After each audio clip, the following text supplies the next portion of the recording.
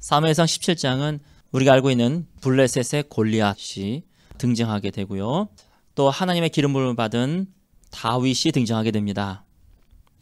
이 골리앗이 블레셋을 대표로 해서 이스라엘 사람들에게 외치고 있는 것이죠. 너희 중에서 대장을 한 명 뽑아라. 나랑 1대1 격투기를 하자. 그래서 만약에 너희가 뽑은 사람이 죽으면 너희는 자연스럽게 우리 블레셋의 노예가 되고, 만약에 내가 죽으면 우리 블레셋 사람들이 이스라엘 사람들의 노예가 되겠다. 근데 이렇게만 얘기할 뿐만 아니라 이스라엘 사람들이 떨어서 나오질 못하니까 하나님을 모욕하면서 욕을 하면서 이 겁쟁이들아, 이 사울의 겁쟁이들아, 욕을 하면서 모욕을 주면서 이스라엘 사람들을 놀려댔지요. 자, 이때 다윗이 거기에 등장하게 됩니다. 4절에 보면은 성경은 골리앗에 대해서 자세하게 묘사를 해놓고 있습니다. 왜냐하면 실감을 가지라고. 이게 단순하게 그냥 두 장수가 싸워서 승리했다, 하나님의 은혜로 승리했다, 그게 아니라 이때 다윗은 소년이었잖아요. 뭐 키도 그렇게 크지도 않았을 거고, 이 골리앗과 비교할 수 있도록 성경에서는 자세하게 묘사를 해놓고 계십니다. 4절에 보면은 키가 6규빗 한 뼘이다 이렇게 되어 있는데, 한 규빗이 약 45cm, 그리고 한 뼘이 약 22, 23cm라고 생각했을 때에 이 골리앗의 키는 약 3m가 됩니다. 상당한 거인이죠. 우리가 키 커봐야 2m, 2m만 넘어도 버스 타기 힘들다 그러는데 3m다 그러면은 아마 남원할 차가 없었을 것입니다. 윗공기가 아랫공기도 다르고 기압도 다를 겁니다. 키도 3m고요. 5절에 보면은 머리에는 노투구를 썼다. 그리고 몸에는 비늘 갑옷을 입었다 이렇게 되어 있는데, 철판들로 만든 비늘 갑옷들, 비늘처럼 생기게 이렇게 만들어서 여러 개를 붙여서 만든 갑옷입니다. 이 갑옷의 무게가 5,000세겔이다. 한 세겔이 11.5g이니까 5,000세겔이다 그러면은 약 57kg입니다. 일반 사람의 무게죠. 그러니까 일반 사람의 무게를 앞과 뒤에 달고 다니고 있는 갑옷만 해도 57kg. 그러니까 이 사람이 얼마나 등치도 있었고 키도 있었고 힘이 세었는지를 알 수가 있습니다. 그의 다리에는 놋 각반을 쳤고, 다리 보호대죠. 그리고 어깨 사이에는 놋 단창을 메었더니, 여기서 단창은 짧은 단자에 창창자니까 짧은 창인데, 어깨 사이에 이렇게 메고 다니다가 위급한 상황이나 혹은 절요의 상황 때에 얘를 빼가지고 던져서 죽일 수 있는 그러한 창을 또한 갖고 다녔습니다. 7절에 보면은 그 창자루는 배틀채 같고 창날은 철 600세겔이며, 자, 자루 빼고 날만 600세겔이다. 600세겔은 7kg입니다. 그러니까 창날만 7kg이었다 하는 것을 알 수가 있고요. 또한 더 읽어보시면 아시겠지만은 앞에 방패를 든 소년이 또 앞에 서 있습니다. 그러니까 말이 한 사람이지 원래는 두 사람이에요. 그래서 누가 공격을 하거나 할 때에 방패로 그것을 막아주는 사람을 따로 앞에 세웠다는 것이죠. 도저히 이 사람과는 싸워서 겨룰 수 있는 인종이 없고 종자가 이스라엘에는 없었습니다. 다 떨고 있었던 것이지요. 그러나 이때 다윗이 아버지 이새의 심부름으로 형들을 들렸다가 이 소리를 듣게 됩니다. 누가 우리 하나님을 욕하는가? 누가 우리 이스라엘 군대를 욕하는가? 그래서 오늘 26절에 보면은 다윗이 곁에 서 있는 사람들에게 말하여 이르되, 이 블레셋 사람을 죽여 이스라엘 치욕을 제거하는 사람에게는 어떠한 대우를 하겠느냐?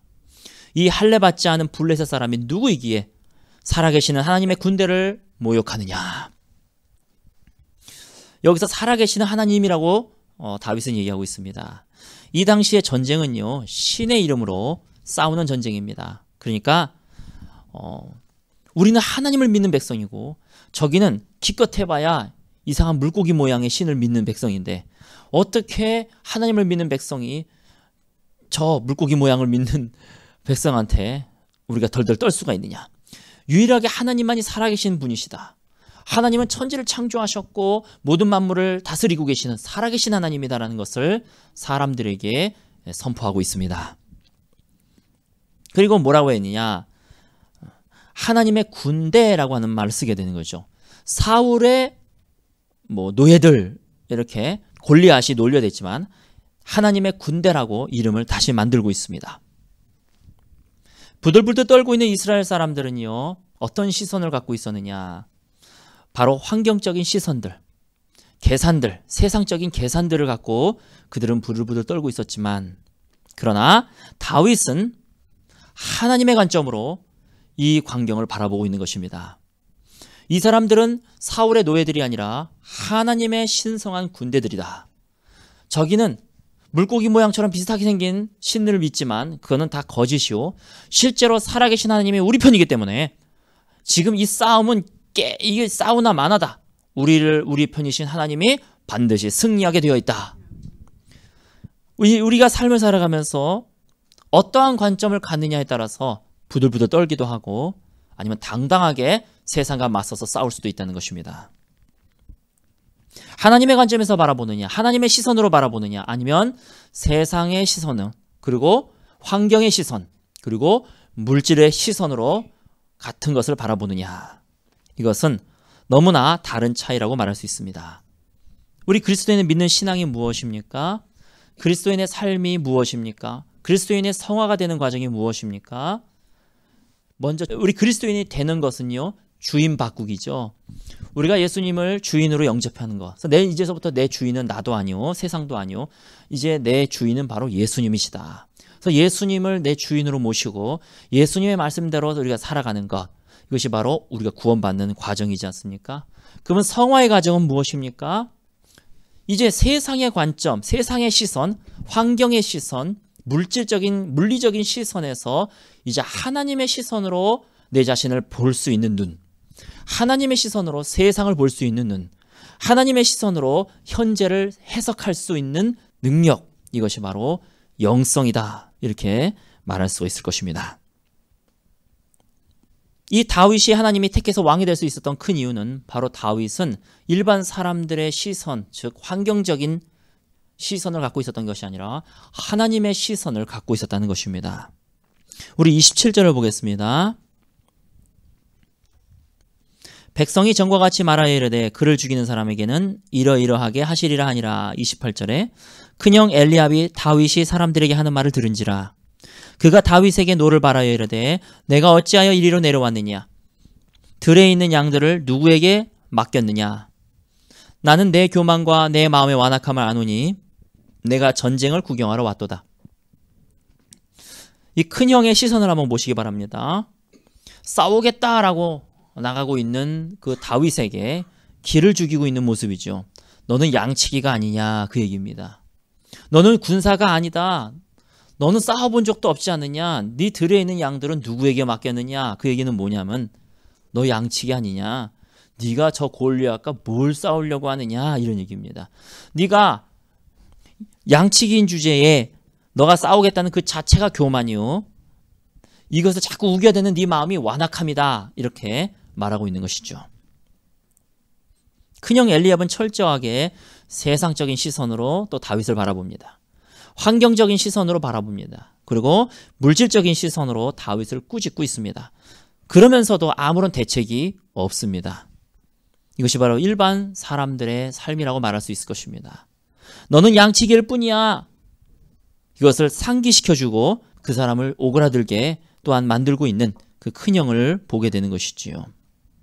그러나 다윗이 이렇게 나서는 것은 그가 다른 시선을 갖고 있었기 때문입니다. 그 시선이 그에게 용기를 주고 그 시선이 그 현재를 해석하게 해주는, 답을 주는 시선이었습니다. 마음 약하게 만드는 큰형의 말에도 아랑곳하지 않고 흔들리지 않는 그런 모습을 보이는 것이지요. 29절에 다윗이 이르되 내가 무엇을 하였나이까 어찌 이유가 없으리까 하고 대꾸를 안 하는 거예요. 차 얘기 안 했어요. 내가 이유 없이 그렇게 얘기하겠습니까? 이렇게 얘기를 하고 그냥 돌아서서 다른 사람을 향하여 똑같은 말을 하게 되는 것이죠. 그 큰형의 기죽음에도 눌리지 않고 아랑곳하지 않고 하나님의 시선으로 계속 전진하고 있는 다윗입니다. 다윗이 단순하게 나와가지고 물맷돌을 던져서 승리한 것이 아닙니다. 심리전이 그 전서부터 있었습니다. 그를 오그라들게 하는 말들이 그 전서부터 있었습니다. 가뜩이나 골리앗만 봐도 쭈그러드는데 형이 와서 노를 바라면서 이 양치기가 어디 왔냐고 노를 바라고. 자, 이제 31절에 보면은 사울이 또 양치기 다윗에게 하는 말입니다. 어떤 사람이 다윗이 한 말을 듣고 그것을 사울에게 전하였으므로 사울이 다윗을 부른지라. 다윗이 사울에게 말하되 그로 말미암아 사람이 낙담하지 말 것이라. 오히려 다윗이 사울에게 낙담하지 마십시오. 주의 종이 가서 저 블레셋 사람과 싸우리이다 하니. 사울이 다윗에게 이르되 내가 가서 저 블레셋 사람과 싸울 수 없으리니 너는 소년이고 그는 어려서부터 용사임이라. 역시 사울도 기죽이는 소리를 하고 있는 것이죠. 너는 소년일 뿐이야. 큰형은 너는 양치기일 뿐이야. 사울은 너는 소년일 뿐이야. 저 골리앗은 어렸을 때서부터 용사였었어. 네가 어떻게 나가서 이긴다고 할 수가 있냐? 세상의 시선은 끊임없이 너는 양치기다, 너는 소년이다, 네가 할 수 없다. 물리적인 시선, 환경적 시선, 물질적인 시선은 끊임없이 나를 짓누르고 나를 밟고 하면서 세상이 골리앗처럼 커 보이게 만들어 보이는 것이 바로 세상의 시선인 것입니다. 우리 그리스도인의 영적 성숙은 이 세상의 시선에서 다윗처럼 하나님의 시선으로 옮겨갈 수 있는 것, 그것이 바로 영성의 깊이다라고 말할 수 있을 것입니다. 이 사울의 이 잘못된 시선, 그러나 다윗은 오히려 염려하기보다는 오히려 더 이 다윗은 굳건하게 서 있는 모습을 보여주는 것입니다. 이 사울은 철저하게 다윗의 현실성을 상기시킴으로써 더 위축될 수가 있었습니다. 그러나 자신을 가리켜서 다윗은 뭐라고 얘기하느냐?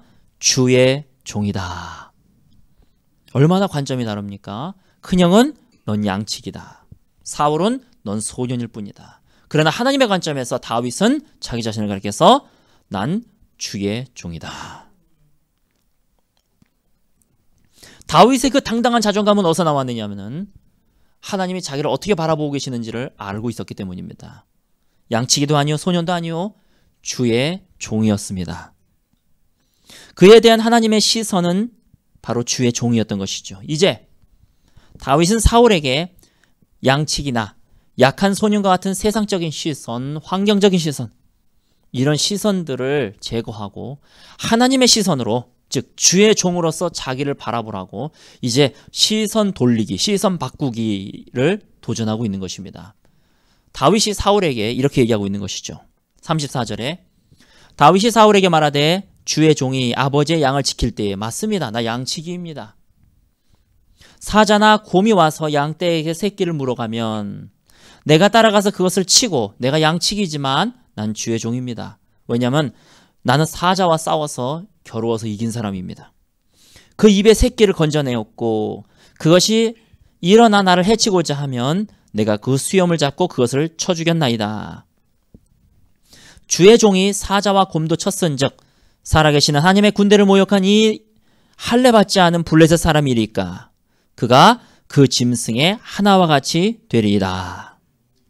다윗이 사울의 시선을 지금 계속 바꾸고 있는 것입니다. 나 양치기 맞습니다. 나 소년 맞습니다. 그러나 그것보다도 더 중요한 것은 하나님이 나에게 이렇게 역사하시기 때문에 나는 주의 종입니다. 세상이 나를 어떻게 말하든 간에 너는 뭐도 없고 지식도 없고 물질도 없고 뭐도 없고 무섭고 어떻게 말하든지 간에 그것은 너의 관점일 뿐입니다. 세상의 관점일 뿐입니다. 세상아, 이것은 너의 관점이야. 하나님, 진리 되시는 하나님은 그렇게 말씀하시지 않아. 진리 되시는 하나님은 내가 너를 붙들고 있다. 두려워하지 말라. 내가 너와 함께함이니라. 놀라지 말라. 나는 내 하나님이 됨이니라. 내가 너를 굳세게 하리라. 참으로 내가 너를 도와주리라. 참으로 의로운 오른손으로 너를 붙들리라. 나는 여호와 이레의 하나님이라. 나는 모든 것을 준비시키고 예비하는 하나님이시다. 염려하지 말아라. 나는 여호와 니시 하나님이시다. 두려워 떨지 말아라. 나는 승리의 하나님이시다.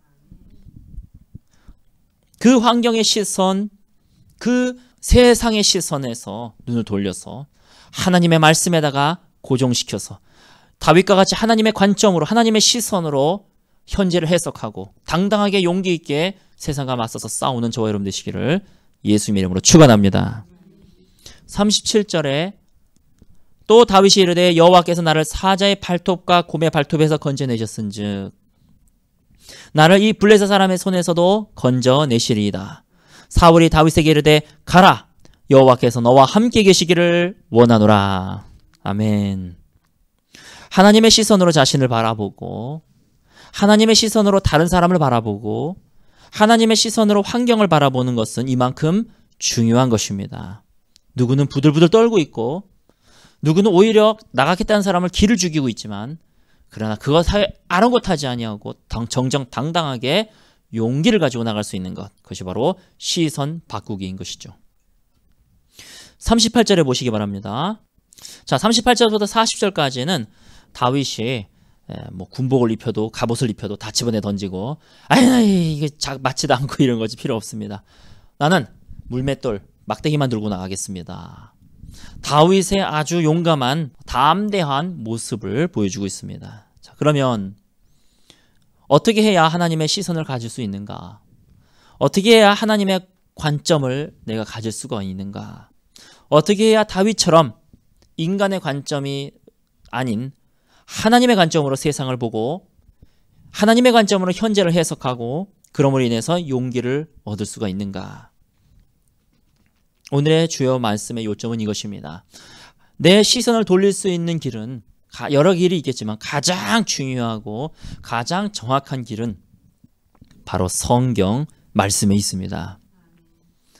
성경을 보면은 하나님이 나를 어떻게 바라보고 계시는가가 성경에 쓰여져 있습니다. 성경을 펼쳐보면은 하나님이 이런 사항을 어떻게 해석하고 계시는가가 성경에 쓰여져 있습니다. 어떤 사람은 성경을 이야기라고 얘기합니다. 성경 이야기. 그만큼 성경에는 수십 가지의 이야기들이 있습니다. 그 성경 이야기 중에 나 상황과 비슷한 상황이 거기 분명히 있습니다. 그럼 하나님이 이 상황을 어떻게 말씀하고 계시느냐? 하나님이 이 상황을 어떻게 바라보고 계시느냐? 심지어 내가 죄를 지은 상황이랄지라도 죄를 지은 모습까지도 성경엔 다 기록이 되어 있습니다. 많은 신화들은 그 사람이 잘못된 거, 죄 행한 거 안 씁니다. 그러나 오직 성경만이 아브라함이 자기 아내 팔아먹은 얘기까지 다 써놓고 있는 것이죠. 그때 하나님이 아브라함을 어떤 시선으로 바라보고 계시고 그 상황을 어떻게 해석하느냐? 바로 성경에 모두 쓰여져 있다는 것입니다. 그러므로 성경을 읽는 것, 이것은 매우 우리의 시선을 하나님의 시선으로 바꿀 수 있는 중요한 도구입니다. 또한 선포되어지는 말씀을 듣는 것. 그래서 사실은 교회를 어디를 다니느냐 하는 것도 상당히 중요합니다. 무슨 말씀이 선포되어지느냐 하는 것도 상당히 중요합니다. 저는 옛날에 성경을 읽을 때에 이 성경을 통해서 제가 은혜 받기 위해서 읽었습니다. 맞는 얘기입니다. 뭐 틀린 거 전혀 아니고요. 성경을 통해서 은혜를 받아야 되는 것이죠. 그러나 어느 순간서부터는 이 성경을 통해서 내가 뭘 할 수가 있을까?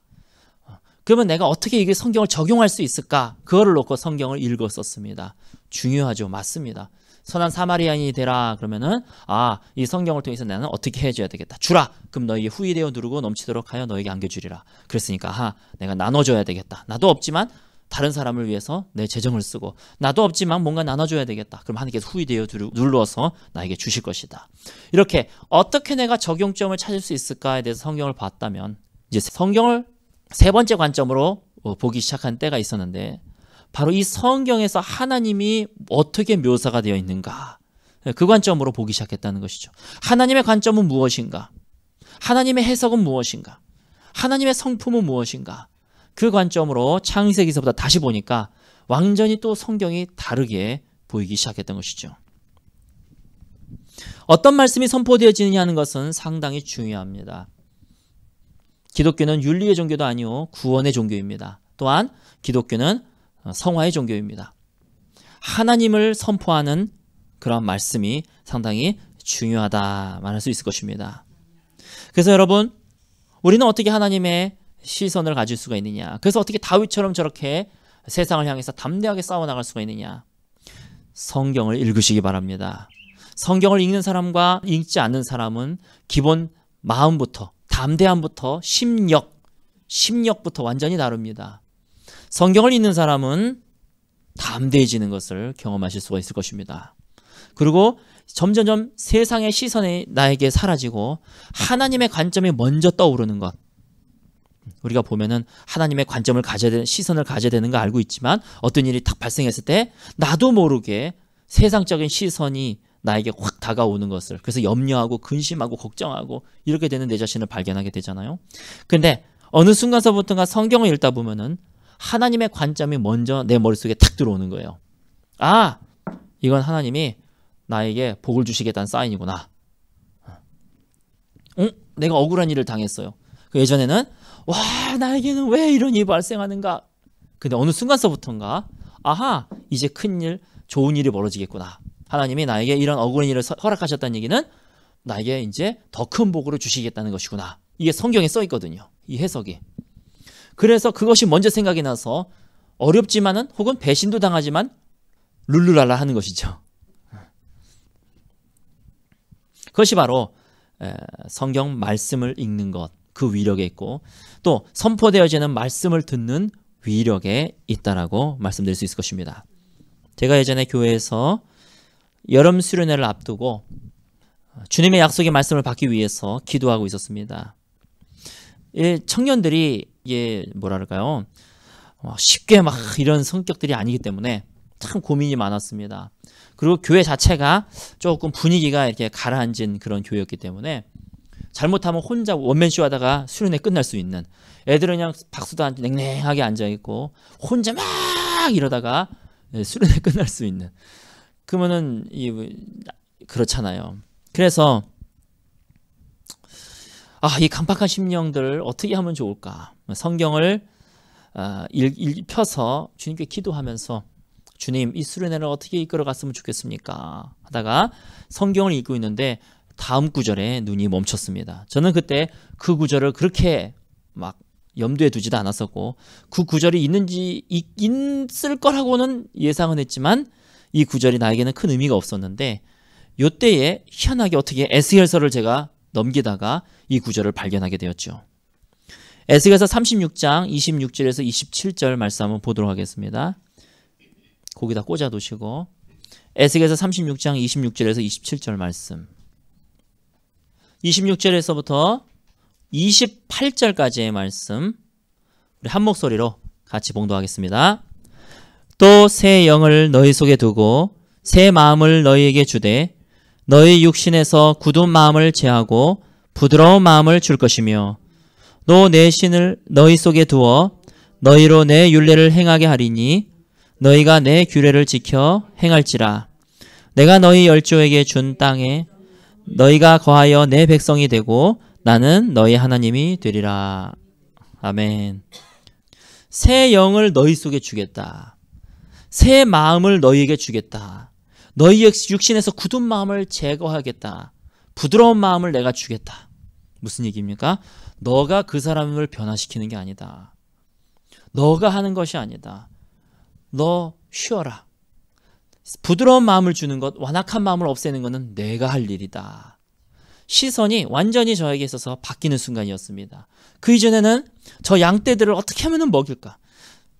어떻게 하면은 틀린 것은 아니지만 저 완악한 인간들을 어떻게 내가 끌고 가면서 은혜를 줘야 되나? 저 굳은 표정들 봐. 보기만 해도 내가 막 시험이 들 것 같은 저 굳은 표정들. 도사장이 끌려가는 양처럼 수련회에 끌려오는 저 인간들을 내가 어떻게 인도할 수가 있는 것이냐. 2박 3일이 3박 4일이 십자가를 지고 가는 것 같았어요. 그러나 기도하는 도중에 이 말씀을 딱 읽는데 내가 하는 게 아니구나. 하나님이 하시는 거구나. 내가 어떻게 저 사람들을 바꿀 수 있겠나. 나는 기도하면서 최선을 다할 뿐이다. 하나님이 저 사람들을 바꾸는 것이다. 시선이 이제 나의 시선에서 하나님이 저 청년들을 어떻게 생각하고 계시는지 그 시선으로 내가 옮겨지자 저에게는 안식이 찾아오게 되고 마음속에는 확신이 들게 되는 것입니다. 하나님이 하셔? 그러면 되는 거지. 또 27절에 내 영을 너희 속에 두겠다. 그리고 심지어는 내 율례를 그들로 하여금 행하게 만들겠다. 너희가 내 규례를 지켜 행하게 될 것이라. 의지미래죠. 내가 너희 열조에게 준 땅에 너희가 거하며 내 백성이 되고 나는 너희 하나님이 되고야 말겠다. 이러한 하나님의 선포를 듣게 되자 마음이 설레기 시작을 했습니다. 와, 이 말씀에 내 안에 쏙 들어왔네. 응답을 받은 것이죠. 그리고 이제 열심히 또 준비를 하기 시작을 했습니다. 저의 감정은 어땠을까요? 저의 감정은 솔직하게 내 영은 막 쿵쾅쿵쾅했지만 그때 이제 영과 내 감정이 다르구나 하는 것을 또 알게 됐는데, 내 감정은요, 안 될 거야, 안 될 거야. 아, 저 인간들 안 돼, 안 돼. 좀 보통으로 바꿀 수가 없어. 막 그랬을 것 같아요. 그랬던 것 같아요. 하지만 주님이 말씀하셨잖아. 그럼 주님이 하시겠지. 자, 수련회 당일날까지 저는 이 말씀을 계속 되새겼습니다. 주님께서 약속하셨죠? 분명히 주님께서 하시겠다고 하셨습니다.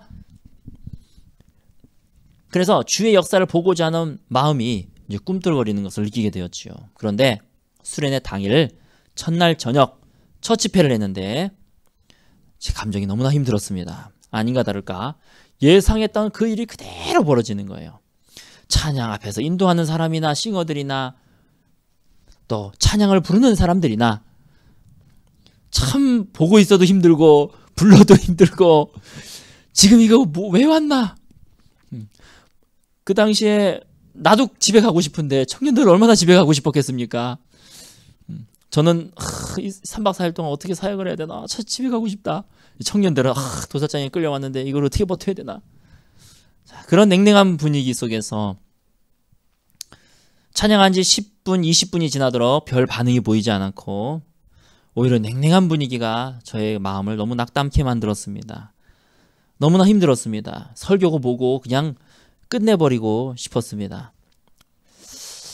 저는요, 이것이 아닌데, 이 약속의 말씀이 이게 아니었는데, 주님은 분명히 굳은 마음을 제해 주시겠다고 약속하셨는데, 분명히 네가 하는 게 아니라 하나님이 하시는 거라고 약속하셨는데, 제 안에 나의 시선과 내 계산적인 시선과 내 경험의 시선과 그다음에 말씀의 시선, 즉 하나님의 시선이 싸우기 시작하는 것이죠.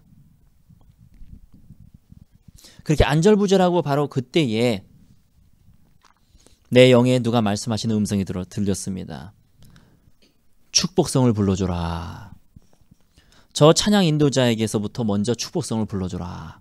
아니 주님, 이 축복성이요, 애들요 지겨워해요. 이제는 입에 닳도록 불렀습니다. 이제 또 불러 그럴 거예요. 이거 안 돼요 주님. 이 강박한 사람들에게 이 자주 불러줬던 찬양인데 이게 별 효과가 없을 것 같아요. 그러나 사실은 주님께서 주시는 그 음성 외에는 별 도리도 없었습니다. 그래, 그만두더라도 이건 해보고 그만두자. 별 어떻게 할 도리가 없는 거. 그렇다고 뭐 가만히 있다고 해결되는 것도 아니고 혼자 안절부절한다고 해결되는 것도 아니고 제 마음속에 무거운 심령 속에서 그래, 이거라도 해보자. 그러면 최소한 나는 하나님의 음성에 순종하려고 했다는 남지 않겠냐. 이런 반이기적인 욕망을 가지고 앞에 나가서 찬양 부르고 있는 걸 스탑시킨 다음에 우리 이 시간에는 축복성을 불러줬으면 좋겠습니다. 먼저 찬양 인도자를 가리키면서 이 형제님을 향해서 우리 모두 손을 뻗어주시기 바랍니다. 그리고 찬양 인도자를 향해서 축복성을 부르기 시작을 했습니다. 제 개인적으로는 사실 좀 반신반의였습니다. 일단 주님이 말씀하셨으니까 하는 건데 알아서 하십시오 주님. 어차피 내가 하는 거 아니니까. 그리고 부르기 시작한 지 약 10초 될 때까지는 별 반응이 없었던 것 같았어요. 그러나 10초 내외가 되었던 것 같습니다. 무언가 그 장소에 어떤 것들이 무너져 내리는 것을 제가 느낄 수가 있었습니다. 맨날 불렀던 찬양이었고 축복성 심심하면 했던 거였고 그런데 그날의 축복성은 달랐습니다. 영적인 것들이 뭔가 확 풀어지는 것 같은 것, 매였던 것들이 풀어지는 것 같고 묶였던 것들이 풀어지는 것을 제가 느낄 수가 있었습니다. 노래를 부르기 30초가 되기도 전에 사람들이 울기 시작을 했습니다. 거의 모든 사람들이 다 눈물바다가 되었습니다. 저도 앞에서 인도하면서 저도 울면서 찬양을 불러야만 하는, 뭐 시키지도 않았는데 서로를 얼싸안고 있고 서로를 껴안고 울기 시작을 했습니다. 시키지도 않았는데 사람들이 서로를 축복해주고, 뭐 다른 사람한테 가세요 이런 얘기도 안 해도 알아서 다른 사람한테 가서 또 축복송 불러주고, 그래서 서로가 서로에게 사랑을 고백하고 있었습니다. 그 수련회는 3박 4일 동안 첫날의 은혜가 끝날까지 계속 이어지는 너무나 아름다운 수련회였습니다. 저는 그때 알았습니다. 내가 하는 게 아니구나. 사역도 그렇고 내가 하는 게 아니구나. 내 인간적인 계산으로 하는 게 아니구나. 우리의 시선을 어디에 두고 있느냐에 따라서 우리가 담대해지느냐 아니면 부들부들 떨고 있느냐가 결정이 되게 될 것입니다. 하나님의 말씀을 읽으시기 바랍니다. 그리고 선포되어진 하나님의 말씀을 귀담아 들으시기 바랍니다. 그리고 나의 시선을 이제 하나님의 관점으로, 하나님의 시선으로 바꾸시기 바랍니다. 우리 41절서부터 54절까지 읽고 우리 기도하도록 하겠습니다. 한 목소리 같이 봉독하겠습니다. 블레셋 사람이 방패든 사람을 앞세우고 다윗에게로 점점 가까이 나아가니라. 그 블레셋 사람이 둘러보다가 다윗을 보고 업신여기니 이는 그가 젊고 붉고 용모가 아름다움이라. 블레셋 사람이 다윗에게 이르되 내가 나를 개로 여기고 막대기를 가지고 내게 나왔느냐 하고 그의 신들의 이름으로 다윗을 저주하고, 그 블레셋 사람이 또 다윗에게 이르되 내게로 오라. 내가 내 살을 공중의 새들과 들 짐승들에게 주리라 하는지라. 다윗이 블레셋 사람에게 이르되 너는 칼과 창과 단창으로 내게 나아오거니와 나는 만군의 여호와의 이름 곧 내가 모욕하는 이스라엘 군대의 하나님의 이름으로 내게 나아가노라. 오늘 여호와께서 너를 내 손에 넘기시리니 내가 너를 쳐서 내 목을 베고 블레셋 군대의 시체를 오늘 공중의 새와 땅의 들짐승에게 주어 온 땅으로 이스라엘의 하나님이 계신 줄을 알게 하겠고, 또 여호와의 구원하심이 칼과 창에 있지 아니함을 이 무리에게 알게 하리라. 전쟁은 여호와께 속한 것인즉 그가 너희를 우리 손에 넘기시리라. 블레셋 사람이 일어나 다윗에게로 마주 가까이 올 때에 다윗이 블레셋 사람을 향하여 빨리 달리며 손을 주머니에 넣어 돌을 가지고 물매로 던져 블레셋 사람의 이마를 치매 돌이 그의 이마에 박히니 땅에 엎드려지니라. 다윗이 이같이 물매와 돌로 블레셋 사람을 이기고 그를 쳐 죽였으나 자기 손에는 칼이 없었더라. 다윗이 달려가서 블레셋 사람을 밟고 그의 칼을 그 칼집에서 빼내어 그 칼로 그를 죽이고 그의 머리를 베니 블레셋 사람들이 자기 용사의 죽음을 보고 도망하는지라. 이스라엘과 유다 사람들이 일어나서 소리 지르며 블레셋 사람들을 쫓아 가이와 에그론 성문까지 이르렀고, 블레셋 사람들의 부상자들은 사라임 가는 길에서부터 가드와 에그론까지 엎드려졌더라. 이스라엘 자손이 블레셋 사람들을 쫓다가 돌아와서 그들의 진영을 노략하였고, 다윗은 그 블레셋 사람의 머리를 예루살렘으로 가져가고 갑주는 자기 장막에 두니라. 할렐루야. 바로 이 사단이 실제적으로는 아무런 힘도 발휘하지 못하고 죽는 모습을 우리가 보았습니다. 오늘 이 말씀을 기억하시면서 하나님의 관점으로 우리의 시선을 돌리시면서 말씀을 읽고 선포된 말씀을 들으면서 하나님의 관점으로 우리의 시선을 돌리는 것에 훈련함으로 인해서 믿음으로 승리하시는 저와 여러분 되시기를 예수님의 이름으로 축원합니다. 같이 기도하시겠습니다.